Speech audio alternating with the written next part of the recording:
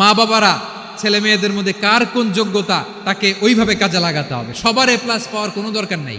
আমাদের দেশে একটা টেন্ডেন্সি আছে, পরীক্ষায় A+ না পাইলে কই তুই কি করলি, পাশের বাড়ির ছেলে A+ পাইছে, যা ওর পা ধোয়া পানি খা।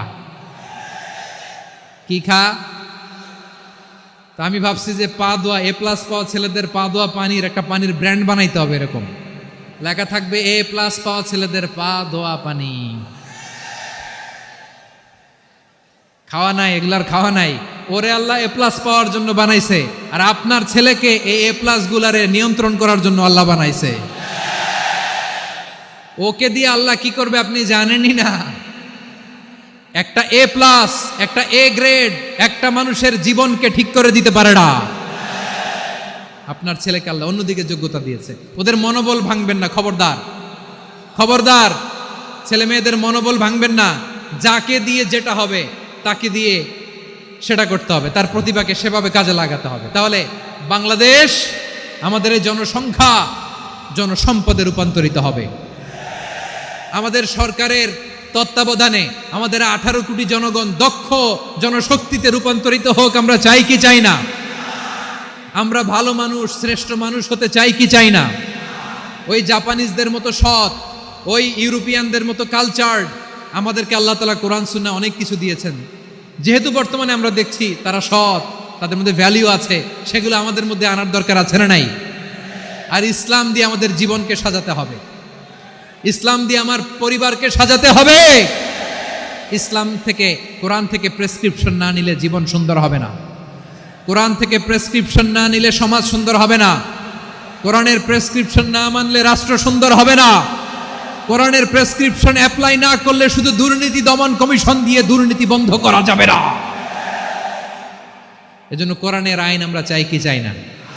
প্রিয় ভাইয়েরা, হিউম্যান রিসোর্স ডেভেলপমেন্ট, মানব সম্পদের উন্নয়ন, আমাদের সরকার যেন এদিকে নজর দেয়। আমরা যেন এই ব্যাপারে যত্নবান হয়ে উঠি। যাকে আল্লাহ যে যোগ্যতা দিয়েছে, এই যোগ্যতা দিয়ে আমরা যেন ইসলামের জন্য, দেশের জন্য কাজ করি। আমরা যেন আমাদের স্কিল ডেভেলপ করি, আমাদের পটেনশিয়ালকে ডেভেলপ করি। মোরালিটি, ভ্যালিউজ নিয়ে শায়েখ আহমদুল্লাহ আলোচনা করেছেন, এগুলো দিয়ে যেন আমরা আমাদেরকে সাজাই। আল্লাহ তাআলা আমাদের দেশকে তুমি নিরাপদ করো, আমরা পড়ি আমিন। আল্লাহ আমার 18 কোটি জনগণকে তুমি জনশক্তিতে রূপান্তরিত করো, আমিন। আল্লাহ আমরা হাতে হাত রেখে, কাঁধে কাঁধ মিলিয়ে, ভাইয়ে ভাইয়ে যেন এই দেশকে গড়তে পারি, আল্লাহ তুমি তৌফিক দান করো, আমরা পড়ি আমিন। আমার প্রিয় মহিউদ্দিন ভাই বলেছেন, হুজুর এমন একটা ঘোষণাপত্র দিয়ে যাবেন আজকের এই ঐতিহাসিক যশোরের প্রোগ্রামে, যেটা গোটা বাংলাদেশে মানুষ এটার উপর আমল করে। আমি যে কথাটা বলেছি এটাই, আসুন আমরা আমাদের জনসংখ্যাকে জনসম্পদে ট্রান্সফর্ম করি। আমাদের জনসংখ্যাকে আমরা যেন জনশক্তিতে রূপান্তরিত করি। জনসংখ্যাকে ট্রান্সফর্ম করে জনশক্তি দিয়ে আমরা যেন আগামীর বাংলাদেশ, স্বাধীন বাংলাদেশ 2.0-কে গড়ে তুলি। আল্লাহ তাআলা আমাদের সবাইকে কথাগুলো বোঝার, আমল করার তৌফিক দান করুন। এই জেনজি, ক্ষমা করে দিও আমাকে, অনেক ধমক দিছি, বকা দিছি। আল্লাহ তোমাদেরকে করুক, কবুল করুক, যশোরবাসীকে কবুল করুক। দেখেন বিশ্বনবী একটা খারাপ সিচুয়েশনের মধ্যে থেকে কি ভালো জিনিস বের করে আনলেন। আমি যে শুরুতে বলেছি কিভাবে তিনি হিউম্যান রিসোর্সকে ডেভেলপ করেছেন, ম্যানেজ করেছেন। তিনি যে চৌকস ট্যালেন্ট হান্টার ছিল, দেখেন সবার মধ্যে থেকে এর বাছাই করে মুয়াজ্জিন বানাই দিয়েছেন। সুবহানাল্লাহ পড়েন। তার মানে এই না সবাইরে ধরে ধরে উনি মুয়াজ্জিন বানাইছেন। যার যেই ট্যালেন্ট আছে তাকে ওই কাজে অ্যাসাইন করেছেন। যার যেই প্রতিভা আছে তার প্রতিভাকে ইসলামের কাজে লাগিয়েছেন। সুবহানাল্লাহ পড়েন। যায়েদ বিন সাবেত রাদিয়াল্লাহু তাআলা আনহু, নাম শুনেছেন? যশোর, কথা বেরোয় না। যদি জিগায় সালমান খানের নাম শুনছেন, সবাই হাত তুলবে, জি হুজুর শুনছি, মানে সব দেখা শেষ। সালমান খান, আমির খান, অমুক খান, সব খান মুখস্থ, কিন্তু যায়েদ বিন সাবেতের নাম মুখস্থ নাই মুসলমানদের। যেই সাহাবী মাথার সামনের চুল কাটে নাই, মসজিদুল হারামের মুয়াজ্জিন বানাইছেন বিশ্বনবী, সাহাবীর নাম কি? খায়া ফেলাইস, স্লোগানের সাথে খায়া ফেলাইস। আবু মাহজুরা, কি নাম? আবু মাহজুরা আল জুমাহি রাদিয়াল্লাহু তাআলা আনহু। এই নামটা আজকে নিয়ে যাইতে হবে যশোর। আবু মাহজুরা রাদিয়াল্লাহু তাআলা আনহু। 2 নম্বরে বলছিলাম যায়েদ বিন সাবেত রাদিয়াল্লাহু তাআলা আনহু। বিশ্বনবী দেখলেন মদিনার এই আনসারী সাহাবী হাইলি ট্যালেন্টেড, ইন্টেলেকচুয়াল, মেরিটোরিয়াস, জ্ঞানের প্রতি তার আকর্ষণ, মারাত্মক আকর্ষণ। বিশ্বনবী তাকে দায়িত্ব দিলেন, কোরআন যা নাজিল হয় তুমি লিখো, কাতিবুল ওয়াহি বানায় দিলেন। সুবহানাল্লাহ। যায়েদ বিন সাবেতরে আবার আজান শিখান নাই, কারণ তার মধ্যে বিশ্বনবী প্রতিভা দেখেছেন, একাডেমিক প্রতিভা। বিশ্বনবীর একাডেমিক প্রজেক্টগুলো তিনি হ্যান্ডেল করতেন। যায়েদ বিন সাবেত ছিল বিশ্বনবীর ব্যক্তিগত সচিব। কি ছিল? ব্যক্তিগত সচিব, বোঝেন নাই? বিশ্বনবীর ব্যক্তিগত সচিব এবং দোভাষী। ইহুদিরা কিছু লিখে দিলে এটার অর্থ বিশ্বনবীরে বুঝায় দিতেন, আবার ইহুদিদের কাছে কিছু লিখতে হলে তিনি লিখে দিতেন। বিশ্বনবী একদিন বললেন, ইন্নী ওয়াল্লাহি মা আমানু ইয়াহুদা আলা কিতাব। ইহুদিরা যে চিঠি পাঠায় অর্থ তো বুঝি না, আরেক ইহুদি আইনে অর্থ করা লাগে। আবার ইহুদিদের কাছে কিছু লিখে পাঠাইতে চাইলে আমরা তো লিখতে পারি না, ইহুদিরে দিয়ে লেখা লাগে। ওরা যে পয়রা শোনায় লিখে দেয়, আমি ওদের বিশ্বাস করি না, আমার নিজের একজন লোক দরকার। বিশ্বনবী এই যায়েদ বিন সাবেতকে চুজ করলেন ল্যাঙ্গুয়েজের জন্য। উনি বললেন, যায়েদ, তোমার সফট স্কিলকে ডেভেলপ করতে হবে, তুমি হিব্রু ল্যাঙ্গুয়েজ শিখে ফেলো। যায়েদ বিন সাবেত বলল, বিশ্বনবীর মোটিভেশন আর ইন্সপিরেশন পেয়ে আমি 15 দিনে ইহুদিদের এই হিব্রু ল্যাঙ্গুয়েজ শিখে ফেললাম। শুধু শিখে ফেললাম না, হাত্তা হাদিকতু, even I became master in the language. এই ভাষা আমি পারদর্শী হয়ে গেলাম। এরপরে ইহুদিরা চিঠি লিখে পাঠালে আর কোনো ইহুদি ডাকা লাগতো না, আমি নবীর এটার অর্থ শুনে পরে বুঝাই দিতাম। আবার ইহুদিদের কাছে চিঠি লেখা লাগলে আমি যায়েদ বিন সাবেত চিঠি লিখে দিতাম। সুবহানাল্লাহ। দেখেন, এত সাহাবীর মধ্য থেকে বিশ্বনবীর একাডেমিক প্রজেক্ট, ব্যক্তিগত সচিব, দোভাষী হিসেবে তিনি যায়েদ বিন সাবেতের মতো তরুণকে নির্বাচিত করেছেন। কেমন ট্যালেন্ট হান্টার ছিল আমার নবী! সুবহানাল্লাহ পড়বেন না? বিশ্বনবীর ইন্তেকালের পরে সাইয়েদনা আবু বকর রাদিয়াল্লাহু তাআলা আনহু যখন খলিফা হয়ে আসলেন, কোরআনকে সংকলনের দায়িত্ব দেয়া লাগবে, কোন সাহাবীকে দিবেন? সব সাহাবারা মিলে পরামর্শ করলেন। সাইয়েদনা আবু বকর, ওমর সবাই মিলে এই বিশাল কোরআন সংকলনের গুরু দায়িত্ব বিশ্বনবীর ব্যক্তিগত সচিব, বিশ্বনবীর দোভাষী, বিশ্বনবীর সিলেক্ট করাই লোক যায়েদ ইবনে সাবেত রাদিয়াল্লাহু তাআলা আনহুকে দিয়েছে। কোরআনের কপি তো আজকে এখানে রাখে নাই। এই যে আজকের যে কোরআন পড়েন, এটা আগে এরকম ছিল না। কোরআন নাজিল হলে সাহাবারা চামড়ার, ওটের চামড়ায় লিখে ফেলতো, ওটের চ্যাপ্টা হাড্ডির মধ্যে লিখে ফেলতো, গাছের গুড়ির মধ্যে লিখে ফেলতো, বিভিন্ন জনের কাছে ছড়ানো ছিটানো ছিল। আবু বকর রাদিয়াল্লাহু তাআলা আনহু একসাথে করলেন, পরবর্তীতে উসমান রাদিয়াল্লাহু তাআলা আনহু একসাথে করলেন 114 সূরার। এখন এই মুসহাফ, এই কম্পাইলেশন, এই কপি আমরা পেয়েছি, যার হিউজ কন্ট্রিবিউশন ছিল। এই পুরো কোরআন কম্পাইলেশনের প্রজেক্ট ম্যানেজার ছিল যায়েদ বিন সাবেত রাদিয়াল্লাহু তাআলা। কোরআন কম্পাইলেশনের প্রজেক্ট ম্যানেজার। দেখেন, উনারে মাথায় হাত দিয়ে আজান শিখায় নাই। সুবহানাল্লাহ কইবেন না? তাহলে প্রথম সাহাবী আবু মাহজুরাকে মুয়াজ্জিন বানাইলেন, যায়েদ বিন সাবেতকে ব্যক্তিগত সচিব আর দোভাষী বানালেন, মুসআব ইবনে উমাইর রাদিয়াল্লাহু তাআলা আনহুকে ইসলামের প্রথম অ্যাম্বাসেডর বানালেন। তাহলে তৃতীয় নাম্বার একজন সাহাবীর নাম বলছি, মুসআব ইবনে উমাইর। মুসআব কি নাম? নামটা কেমন লাগে? He was the first ambassador in Islam. ইসলামের প্রথম ডিপ্লোম্যাট, প্রথম কূটনৈতিক, ইসলামের প্রথম কূটনৈতিক, ইসলামের প্রথম ডিপ্লোম্যাট, প্রথম অ্যাম্বাসেডর মুসআব ইবনে উমাইর। মক্কার তরুণ যুবক, উনি পারফিউম লাগাইলে মানুষ দেখলেই বুঝতো এটা মুসআব লাগাইছে।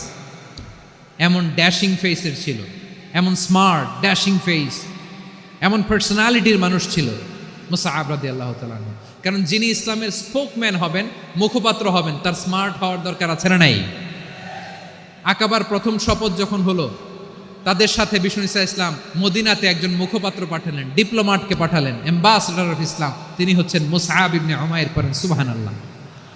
বিশ্বনবী দেখলেন সে অনেক স্মার্ট, তার ডেডিকেশন আছে, সিনসিয়ারিটি আছে, এবং মদিনায় যে আউস খাজরাজ গোত্রের নেতাদের সাথে ডিল করতে হবে, ইহুদিদের সাথে ডিল করতে হবে, ওখানে একজন পাক্কা জানু খেলোয়াড়ের দরকার আছে না নাই?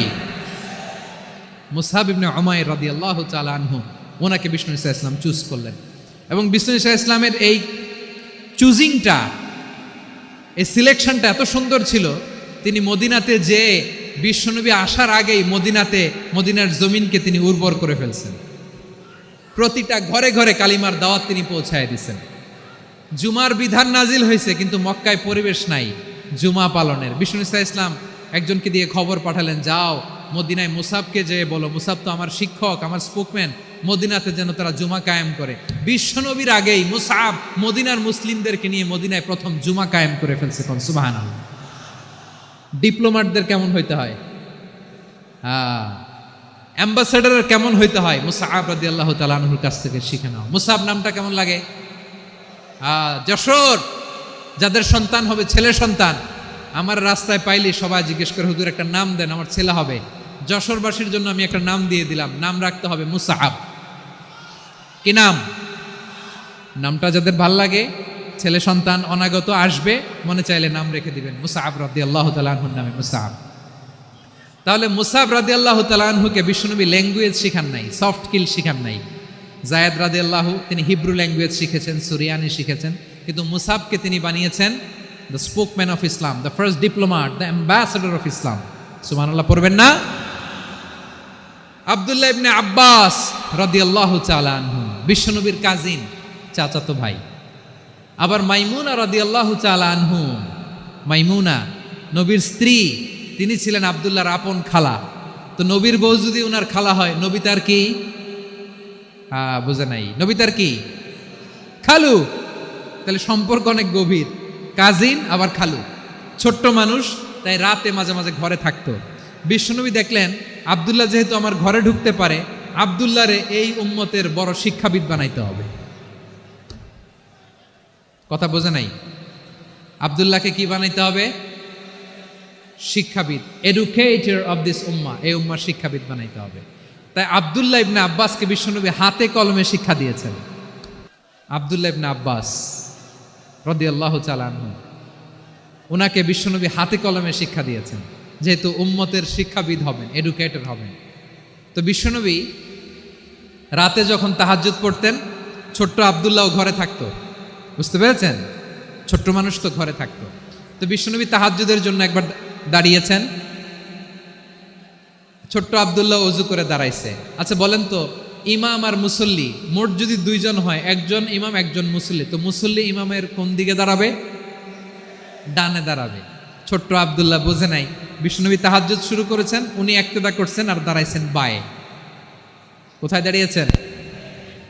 আব্দুল্লাহ বলেন, যখন আমি বায়ে দাঁড়ালাম, আখাযা রাসূলুল্লাহ সাল্লাল্লাহু আলাইহি ওয়াসাল্লাম উযুনি আল ইউমনা ইয়াফতিলুহা, বিশ্বনবী নামাজরত অবস্থায় আমার কান ধরে টেনে আমার ডান দিকে এনে দাঁড় করায় দিলেন। পড়েন সুবহানাল্লাহ। দেখেন হাতে কলমে শিক্ষা। আর জীবনে ভুল হবে? কথা কয় না, আর ভুল হবে? আর ভুল হবে না। এভাবে বিশ্বনবীর অনেক সঙ্গ পেয়েছেন, সফর করেছেন, একই বাহনে বসেছেন, এক বাহনে বসে লম্বা নাসিহত করেছেন, বলেছেন, ইয়া গোলাম ইহফাজিল্লাহ ইয়াহফাজকা, ইহফাজিল্লাহ তাজিদহু তুজাহাক, ইদা সাআলতা ফাসআলিল্লাহ ওয়া ইদা ইসতাআনতা ফাসতাইন বিল্লাহ। আল্লাহর বিধান মানো, আল্লাহর বিধান রক্ষা করো, আল্লাহ তোমায় রক্ষা করবে।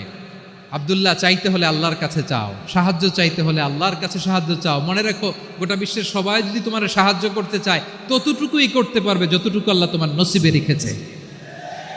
গোটা বিশ্ব যদি তোমার বিরুদ্ধে ষড়যন্ত্রে দাঁড়িয়ে যায়, ক্ষতি ততটুকু করতে পারবে যতটুকু তোমার জন্য বরাদ্দ আছে, এর বাইরে কিছু করতে পারবে না। আওয়াজ করে বলেন ঠিক কিনা? এভাবে হাতে কলমে শিখিয়েছেন, বিশ্বনবীর সঙ্গ পেয়েছেন। ওনাকে বিষ্ণু ইসলাম শিক্ষাবিদ, এডুকেটর অফ দিস উম্মাহ হিসেবে সিলেক্ট করেছেন, হাতে কলমে শিখিয়েছেন। বিশ্বনবী একবার প্রকৃতির ডাকে সাড়া দিয়ে এসেছেন। এখন কি করতে হবে? নামাজের জন্য অজু করতে হবে।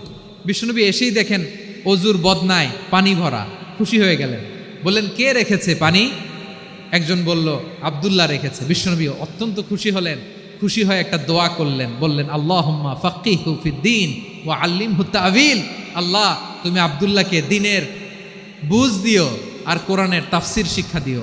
বিশ্বনবীর এই দোয়া এমন লাগছে, উনি রাইসুল মুফাসসিরিন, এই পৃথিবীতে যত মুফাসসির ছিল, যত মুফাসসির আসবে, সকল মুফাসসিরের সম্রাট হিসেবে স্বীকৃত হয়েছেন আব্দুল্লাহ ইবনে আব্বাস। বিশ্বনবী ওনারা আজান শিখান নাই, বিশ্বনবী ওনারা ল্যাঙ্গুয়েজ শিখান নাই, বিশ্বনবী ওনারা অ্যাম্বাসাডর বানান নাই, হাতে কলমে শিক্ষা দিয়েছেন।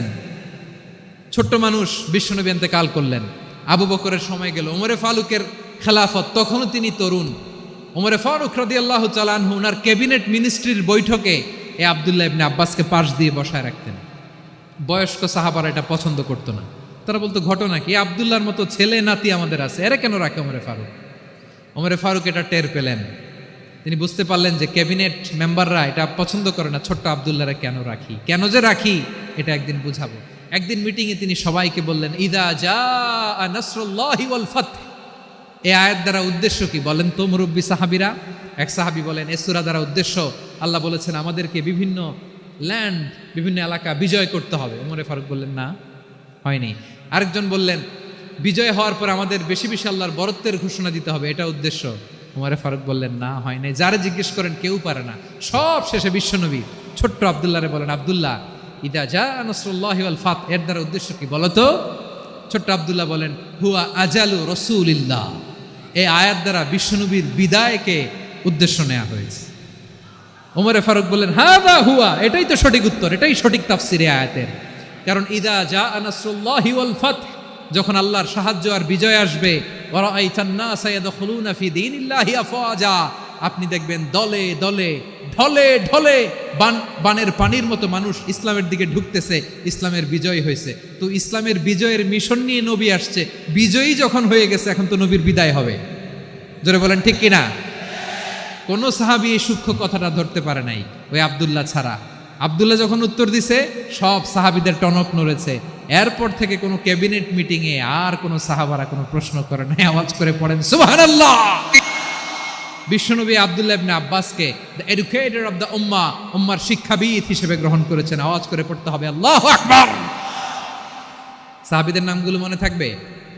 এক নম্বরে আবু মাহজুরা, মুয়াজ্জিন বানাইছেন। যায়েদ ইবনে সাবিত, দোভাষী, ট্রান্সলেটর অফ প্রফেট, এবং তিনি ছিলেন বিশ্বনবীর ব্যক্তিগত সচিব। Musab ibn Umair, the first ambassador and diplomat of ইসলাম।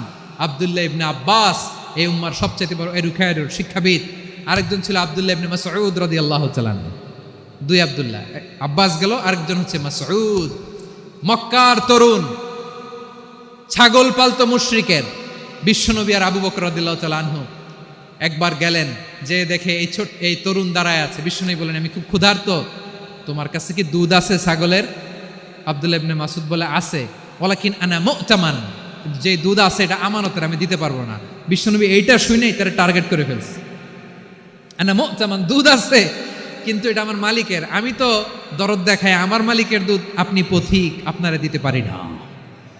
বিশ্বনবী টার্গেট করে ফেলছেন, এরে আমার কাজে লাগাইতে হবে। বিশ্বনবী বললেন, আচ্ছা ঠিক আছে, দুধ দিও না, কিন্তু এমন ছাগি আছে কিনা যেই ছাগির সাথে কোনো ছাগলের মিলন হয় নাই, তার ওলানে দুধও আসে নাই, বাচ্চাও নাই, এরকম ছাগির থেকে যদি আমি দুধ খাই তাহলে তো সমস্যা নাই।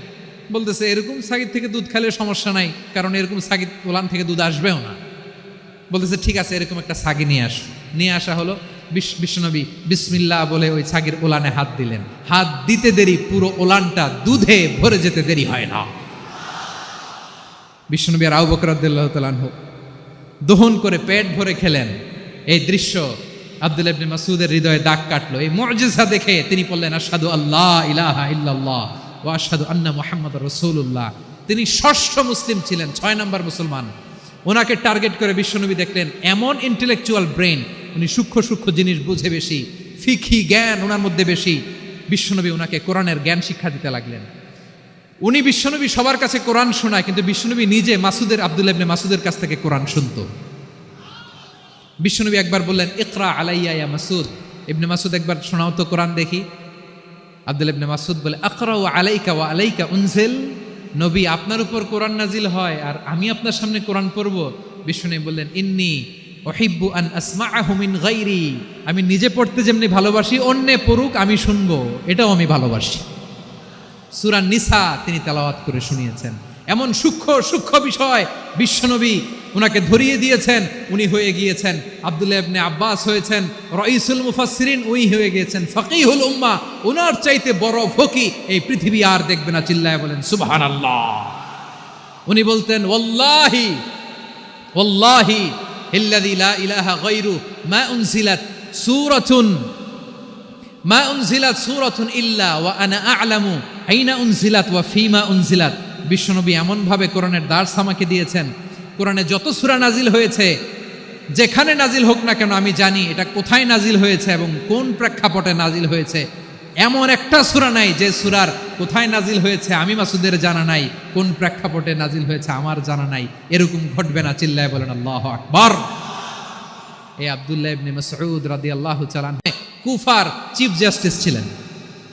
কুফা নগরীর চিফ জাস্টিস। চিফ জাস্টিস বুঝেন নাই? বিচারপতি। কি ছিলেন? সবাই বলে নাই কি ছিলেন?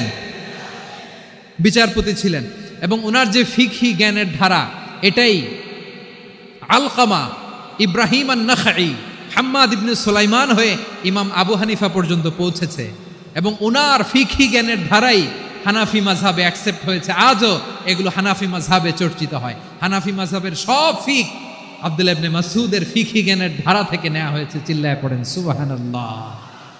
তাহলে উনাকে বিশ্বনবী বানিয়েছেন জুরিস্ট, জুরিস্ট, আইনবিদ, ফকিহ। উনারে আজান শিখান নাই। হিউম্যান রিসোর্স ডেভেলপমেন্ট কিভাবে করবেন, মানব সম্পদের উন্নয়ন কিভাবে করতে হয়, কিভাবে যার যেখানে প্রতিভা কাজে লাগাতে হয় উনি দেখিয়েছেন। সুবহানাল্লাহ পড়বেন না? খালিদ বিন ওয়ালিদ নাম শুনছেন? কে কে শোনেন নাই হাত তোলেন। কি ছিলেন? বীর যোদ্ধা। বীর যোদ্ধা ছিলেন খালিদ বিন ওয়ালিদ। কিন্তু তিনি ইসলাম ধর্ম গ্রহণ করেছেন অনেক দেরিতে, 8ম হিজরিতে।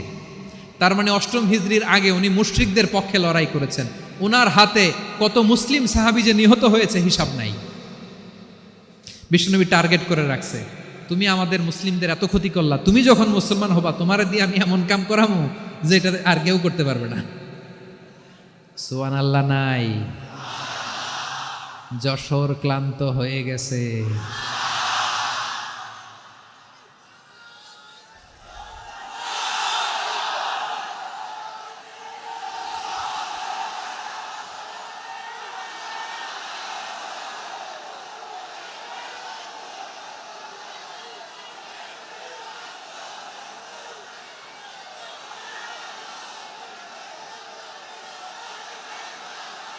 মাশাআল্লাহ, বসুন বসুন বসুন। খালিদ বিন ওয়ালিদ রাদিয়াল্লাহু তাআলা আনহু 8ম হিজরিতে মুসলিম হয়েছেন, মক্কা বিজয়ের আগে। তো মক্কা বিজয়ের আগে যখন মুসলিম হয়েছেন, এর আগে কি করছেন? কাফিরদের সাথে যুদ্ধ করেছেন। উনি উহুদের যুদ্ধে মুসলমানদের যে পরাজয় ভাব, কঠিন পরিস্থিতির মুখোমুখি উনার কারণে পেছন থেকে এমন আতর্কিত আক্রমণ করেছেন, মুসলমানদেরকে কচুকাটা করেছেন। 8ম হিজরিতে আল্লাহ তাআলা হেদায়েতের নূর দিয়ে ওনার হৃদয়টাকে উজালা করে দিলেন। লা ইলাহা, এটা এমন বাণী যার হৃদয়ে একবার টাচ খাবে এইটা থেকে সে আর পালিয়ে বেড়াতে পারে। ঝিনুকের ভেতর লুকিয়ে থাকে যেমন মতি, ঝিনুকের ভেতর লুকিয়ে থাকে যেমন মতি, কলমা শাহাদাতে আছে আল্লাহর জ্যোতি, কলমা শাহাদাতে আছে আল্লাহর জ্যোতি। ঠিক কিনা বলেন? মক্কা বিজয়ের আগে মুসলিম হলেন, হওয়ার পরেই বিশ্বনবীর টার্গেট ফুলফিল হলো। ওই যে টার্গেট করে রেখেছেন আর দোয়া করেছেন, খালিদ বিন ওয়ালিদ যদি মুসলিম হয় তাকে আমি মিলিটারি চিফ বানাবো। ওনাকে আজান শিখান নাই, ওনারে কান ধইরা নামাজের এই মাথা থেকে ওই মাথা আনান নাই, ফিকহি কোরআনের সূক্ষ্ম তাফসীর ওনারে শিখান নাই, অ্যাম্বাসেডর বানান নাই। বিষ্ণু ইসলাম উনাকে সামরিক অভিযানে প্রেরণ করেছেন।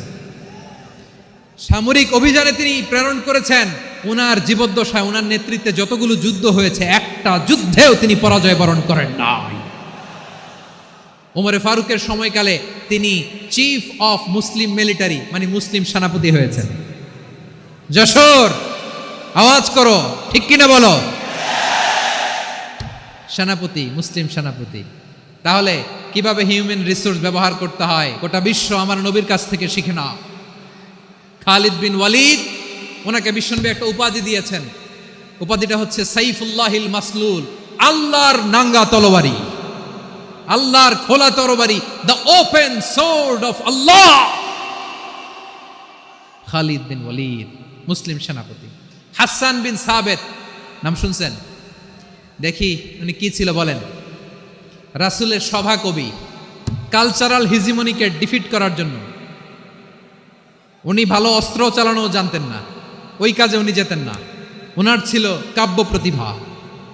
কাব্য প্রতিভা কাফিররা কবিতা দিয়ে নবীকে গালি দিত, বিশ্বনবী বলতেন, ইয়া হাসান আজিব আন রাসূলিল্লাহ, তুমি নবীর হয়ে কাফেরদের এই কথাগুলোর জবাব দাও।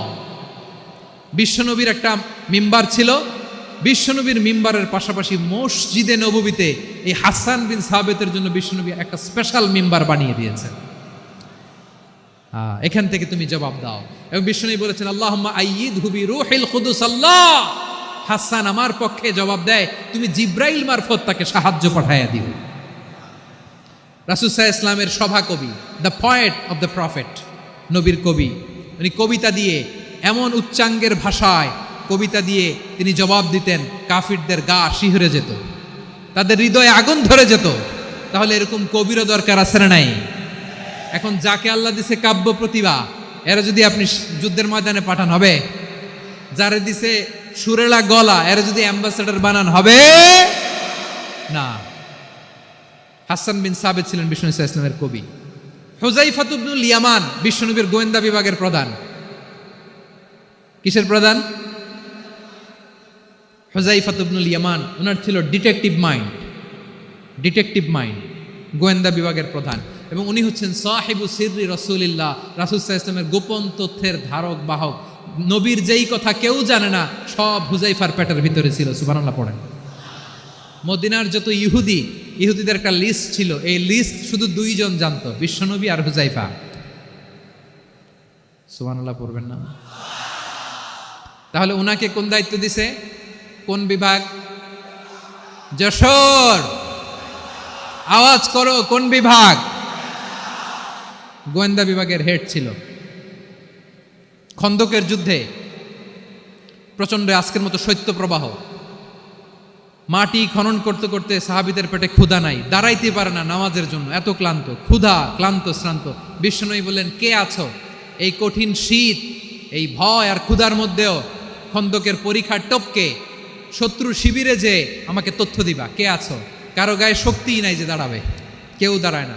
বিশ্বনবী তখন নিজে হুযায়ফাকে ডাক দিলেন, হুযায়ফা, যে আমাকে আজকে শত্রু শিবিরের তথ্য এনে দিবে, সে জান্নাতে আমার মোরাফাকা, আমার সঙ্গী হবে। হুযায়ফা রাদিয়াল্লাহু ইবনুল ইয়ামান জীবনের ঝুঁকি নিয়ে এই ক্ষুধা, শৈত্য প্রবাহ, কোল্ড ওয়েভসকে উপেক্ষা করে পরীক্ষা টপকে শত্রু শিবিরে যে সবার কথাগুলো চুপে চুপে শুনে বিশ্বনবীর দরবারে এসে গোয়েন্দাদের মতো তথ্য সরবরাহ করেছে। বিশ্বনবীর গোয়েন্দা বিভাগের প্রধান হুযায়ফা ইবনুল ইয়ামান ইন্টেলিজেন্স বিভাগ চালাতেন। মুনাফিকদের নাম ওনার কাছে ছিল। মুআয ইবনে জাবাল মদিনা রাষ্ট্রের সবচেয়ে সিনিয়র আমলা ছিলেন। আমলাতন্ত্র চিনেন তো? প্রশাসনিক কাজ যারা চালায়, অ্যাডমিনিস্ট্রেশন বুঝেন না? The department of administration. মদিনার রাষ্ট্রের সিনিয়র আমলা মুআয ইবনে জাবাল মুতাখাসসিসুন ফিল হালাল ওয়াল হারাম, হালাল হারামের স্পেশালিস্ট ছিলেন। বিশ্বনবী উনাকে ইয়ামানের গভর্নর করে পাঠাইছেন। বলেছেন, ইন্নাকা তা'তি কওমান আহলা কিতাব, এমন গোষ্ঠীর কাছে যাবা এরা ইহুদি নাসারা, আগে শাহাদা পড়লে এরপরে নামাজের দাওয়াত দিও, নামাজ পড়লে যাকাতের দাওয়াত দিও। গভর্নরের অ্যাটিটিউড যেমন থাকে তেমন অ্যাটিটিউড ধরে রেখো। সুবহানাল্লাহ পড়েন। তাহলে মুআয ইবনে জাবালকে দিয়ে বিশ্বনবী কবিতা লেখায় নাই, চিঠি লেখায় নাই, আজান দেওয়ায় নাই। সুবহানাল্লাহ পড়বেন না? সব শেষ সাহাবী বলি আবু হুরায়রা রাদিয়াল্লাহু তাআলা আনহু, নাম শুনছেন? বিড়ালের বাবা। কি করতেন? খালি হাদিস মুখস্থ করতেন। উনি বলতেন, আলজামু রাসূলুল্লাহ আলা মিল ইবাতনি, আমার শুধু পেটের ক্ষুধার বন্দোবস্ত হইলে আমি নবীর সঙ্গ ছাড়তাম না। আমার আনসার সাহাবারা ক্ষেত খামারের কাজ করতো, আমার মুহাজির সাহাবারা ব্যবসা করতো, আর আমি নবীর সাথে সাথে থাকতাম। শুধু সকাল বিকাল দুই বেলা যদি আমার খাবারের বন্দোবস্ত হয়, আমি আর নবীর লক ছাড়ি না। সুবহানাল্লাহ কইবেন না?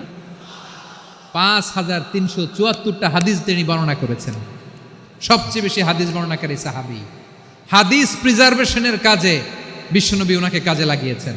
উনি একদিন বলেন, ইয়া রাসূলুল্লাহ আসমাউ মিনকা কাসীরান ফালা আহফাজু, নবী অনেক কথা শুনি আমার মনে থাকে না। বিষ্ণু বললেন, তাই? উবসুত রিদাক, তোমার চাদরটা বিছাও। আবু হুরায়রা বিছালেন, বিশ্বনবী হাত বুলায় দিলেন, এরপরে অনেক হাদিস বর্ণনা করলেন। আবু হুরায়রা বলে, তারপর থেকে বিশ্বনবী যাই বর্ণনা করে আমি শুনি আর একটাও বলি না। এখন সুবহানাল্লাহ। বিশ্বনবী ওনাকে হাদিস প্রিজার্ভেশন, নবীর এই যে লক্ষ্য হাদিস প্রিজার্ভেশনের এই দায়িত্ব দিয়েছেন সাইয়েদনা আবু হুরায়রা রাদিয়াল্লাহু তাআলা আনহুকে। প্রিয় ভাইরা, তাহলে 10 জন সাহাবীর কথা যে বললাম, আপনারা কি খেয়াল করেছেন কত বড় ট্যালেন্ট হান্টার, চৌকস ট্যালেন্ট হান্টার ছিল আমার নবী। এক একজনের এক এক ট্যালেন্ট, এক এক কাজে অ্যাসাইন করেছেন, এক একজনকে এক এক দায়িত্ব দিয়েছেন, এক একজনের প্রতিভাকে এক একভাবে বিকশিত হওয়ার সুযোগ দিয়েছেন। আওয়াজ করে বলেন ঠিক কি না? এখন আমার পর্দার আড়ালে আমার মায়েরা বলবে, এতগুলো পুরুষ সাহাবীর কথা বললো, নারী সাহাবীরা কি কিছু করে নাই? হ্যাঁ, একজন নারী সাহাবীর কথা বলে মোনাজাত হবে, দোয়া ছাড়া কেউ যাব না। রুফাইদা আল আসলামিয়া রাদিয়াল্লাহু তাআলা আনহা, ওনার বাবার নাম সাআদ আল আসলামি। বিশ্বনবী কি খেয়াল করলেন দেখেন, সাআদ ছিল মদিনার বড় ডাক্তার। এই নারী সাহাবী রুফাইদা বাবার কাছ থেকে চিকিৎসা বিদ্যা শিখেছেন। যখন শিখছে, বিশ্বনবী দেখলেন আমার তো প্রতি সপ্তাহে সপ্তাহে যুদ্ধে আহত সাহাবীদের সেবা দিবে কে? বিশ্বনবী রুফাইদাকে বললেন, রুফাইদা তুমি মসজিদে নববীর পাশে একটা মেডিকেল ক্যাম্প করো। এই যে সাকিনা আদ্দিন মেডিকেলের আমার ছাত্রী বন্ধুরা, শুনে রাখো, তোমাদের আইকন হচ্ছে এই রুফাইদা আল আসলামিয়া। বিশ্বনবীর ডিরেকশন অনুযায়ী তিনি মসজিদে নববীর পাশে একটা মেডিকেল ক্যাম্প করলেন এবং আহত সাহাবাদের চিকিৎসা উনি ওনার টিম নিয়ে দিতেন। বিশ্বনবীর পরামর্শে উনি আনসারি এবং মুহাজির মহিলা সাহাবীদেরকে নিয়ে একটা স্পেশাল মেডিকেল টিম গঠন করলেন। খায়বার যুদ্ধে 7ম হিজরিতে যখন বিশ্বনবী যায়, উনি ওনার টিম নিয়ে আসলেন, বললেন, ইয়া রাসূলুল্লাহ, আমরা তো তলোয়ার চালাতে পারি না, আমরা তো তীর মারতে পারি না, আপনি যদি অনুমতি দেন খায়বার অভিযানে আমি আমার টিম নিয়ে মেডিকেল টিমের সেবাটা সার্ভিসটা দিতে চাই। পড়েন সুবহানাল্লাহ। বিশ্বনবী অনুমতি দিলেন, যোদ্ধা সাহাবীদের সাথে রুফাইদা আল আসলামিয়া উনিও মেডিকেল টিম নিয়ে অগ্রসর হলেন। খায়বারের প্রতিটা আহত ইনজুর্ড সাহাবী যারা ইনজুরির শিকার হয়েছেন, সবাই রুফাইদা আল আসলামিয়ার এই মেডিকেল ক্যাম্প থেকে চিকিৎসা সহায়তা পেয়েছেন। সুবহানাল্লাহ পড়েন। দেখেন কিভাবে বিশ্বনবী ট্যালেন্ট বাছাই করতেন। আপনি অবাক হবেন, বাহরাইনের মেডিকেল ইউনিভার্সিটিতে রুফাইদা আল আসলামিয়া মেডিকেল প্রাইজ অ্যাওয়ার্ড প্রতি বছর দেয়া হয়। যদি 8 দিনের এই মেডিকেল, আমার বোনেরা যদি জেনে থাকো জানো, না হলে নতুন করে জানো, সার্চ দিও, রুফাইদা আল আসলামিয়া মেডিকেল অ্যাওয়ার্ড বাহরাইনের ইউনিভার্সিটিতে দেওয়া হয়। প্রিয় ভাইয়েরা, তাহলে আলোচনার সামারি আমরা করি। বিশ্বনবী যার যেখানে ট্যালেন্ট তাকে ওইখানে কাজে লাগাতেন। আওয়াজ করে বলেন ঠিক কিনা? এবার একটা ইন্টারভিউ হবে, আওয়াজ করে বলেন, আবু মাহজুরাকে বিশ্বনবী কি বানাইছেন? হ্যাঁ, ভুলে গেছেন? সামনের চুলে হাত দিয়ে বিশ্বনবী কি সুন্দর গলায় আজান শিখালেন। মুয়াজ্জিন। যায়েদ বিন সাবিতকে একাডেমিক প্রজেক্টের দায়িত্ব দিয়েছেন, তিনি ছিলেন বিশ্বনবীর দোভাষী ব্যক্তিগত সচিব। Musab ibn Umair, the first ambassador of Islam. Abdullah ibn Abbas, উম্মার বড় শিক্ষাবিদ মুফাসসির। আব্দুল্লাহ ইবনে মাসউদ ছিলেন জুরিস্ট। কি ছিলেন? জুরিস্ট ছিলেন, এই উম্মার সবচেয়ে বড় জুরিস্ট। খালিদ বিন ওয়ালিদ, সেনাপ্রধান। হাসান বিন সাবিত ছিলেন বিশ্বনবীর সভাকবি। কি ছিলেন? বিশ্বনবীর সভাকবি ছিলেন। এরপরে হুযায়ফা ইবনুল ইয়ামান কি ছিলেন? গোয়েন্দা বিভাগের প্রধান। মুআয ইবনে জাবাল কি ছিলেন? সিনিয়র আমলা, ইয়ামানের গভর্নর। আবু হুরায়রা রাদিয়াল্লাহু তাআলা আনহু হাদিস প্রিজার্ভেশনের কাজ করেছেন। আর আমাদের রুফাইদা আল আসলামিয়া রাদিয়াল্লাহু তাআলা আনহা কি ছিলেন? নার্স ছিলেন। নার্স হয়ে মেডিকেল সেবা দিয়েছেন। প্রিয় ভাইয়েরা, পুরো আলোচনার যদি সামারি করি, তাহলে বিশ্বনবী যেভাবে হিউম্যান রিসোর্সকে ম্যানেজ করেছেন, যার যেখানে প্রতিভা কাজে লাগিয়েছেন, আমরাও যদি করি, আমাদের বাংলাদেশের চিত্র আমরা পাল্টে দিতে পারবো। আমরা শুরুতে শুনেছি মানুষের আছে অসীম সম্ভাবনা, প্রতিটা মানুষ অনন্য, যত্ন নিলে, যথাযথ পরিচর্যা করলে মানুষ বিশ্ব জয় করতে পারে। ঠিক কিনা? আমাদের হাফেজে কোরআনের সামনে দাঁড়াতে পারে এমন কোনো হাফেজে কোরআন আল্লাহর জমিনে জন্ম হয় না। গোটা বিশ্ব কাঁপিয়ে তারা সেরা। আমাদের ক্রিকেটাররা সেরা, আমাদের তৈরি পোশাক শিল্প সেরা। এরকম অনেক অনেক সেরা জিনিস আছে, আমরা এগুলোরে নার্চারিং করতে পারি নাই, পরিচর্যা করতে পারি নাই, সঠিক তারবিয়াতের অভাব। তাহলে মানুষের অসীম সম্ভাবনাকে কাজে লাগাতে হবে। ঠিক কিনা বলেন?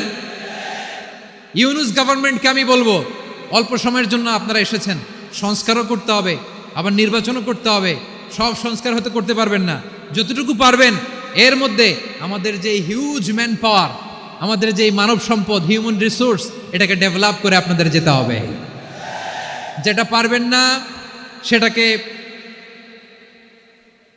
পরবর্তী নির্বাচিত গভর্নমেন্টের কাছে রেখে যেতে হবে, যে তারা যেন করে, তাদের কাছে আপনারা এটা রেখে যাবেন। তাহলে মানুষ চাইলে বিশ্ব জয় করতে পারে, আর মানুষকে হারাতে পারে কেউ? জোরে বলো যশোর, মানুষকে হারাতে পারে কেউ? আল্লাহ আমাদেরকে জনসংখ্যা দিয়েছেন প্রিয় ভাইয়েরা। এই জনসংখ্যা অনেক বড় সম্পদ, এটা আমাদের জন্য অভিশাপ নয়, আশীর্বাদ। আমাদের জনসংখ্যাকে যদি আমরা জনশক্তিতে রূপান্তর করতে পারি, আজকে বাংলাদেশ যে অবস্থানে দাঁড়িয়ে আছে, বাংলাদেশ তার 20 গুণ উন্নতির শিখরে চলে যাবে। চিল্লায় বলো ঠিক কিনা? আমাদের শ্রমিক ভাইয়েরা বাইরে কাজ করে, আমাদের শ্রমজীবী ভাইয়েরা, প্রবাসীরা, তাদের ব্যাপারে গুরুত্ব দিতে হবে। আমাদের শ্রমের দাম সবচেয়ে কম, সবচেয়ে কম। তারা এম্বাসিতে গুরুত্ব পায় না, এয়ারপোর্টে গুরুত্ব পায় না। এই সরকার অবশ্য তাদেরকে অনেক গুরুত্ব দিচ্ছে। আমাদের অদক্ষ শ্রমিককে যখন আমরা দুবাই পাঠাই, অল্প বেতন পায়, কিন্তু ইন্ডিয়ানরা দক্ষ শ্রমিক পাঠাইলে তার 3 গুণ বেতন পায়। আমরা আমাদের শ্রমিকদেরকে অদক্ষভাবে আর পাঠাতে চাই না, দক্ষ শ্রমিক পাঠিয়ে আমরা রেমিটেন্সের বন্যা বইয়ে দেব। আমাদের শ্রমিকদের পাঠানো রেমিটেন্সের টাকায় সচল থাকে আমার দেশের অর্থনীতির চাকা। তাদেরকে সবচেয়ে গুরুত্ব দিতে হবে। আমরা পেয়েছি ফ্রিডম ফাইটার, মুক্তিযোদ্ধা, আর আমার প্রবাসী ভাইরা হচ্ছে রেমিটেন্স ফাইটার। জোরে বলো ঠিক কিনা? তাহলে আমাদের এই জনশক্তিকে জনসম্পদে ট্রান্সফর্ম করতে হবে, ঠিক কিনা বলেন? সরকার জনগণকে এভাবে পলিশ করতে হবে।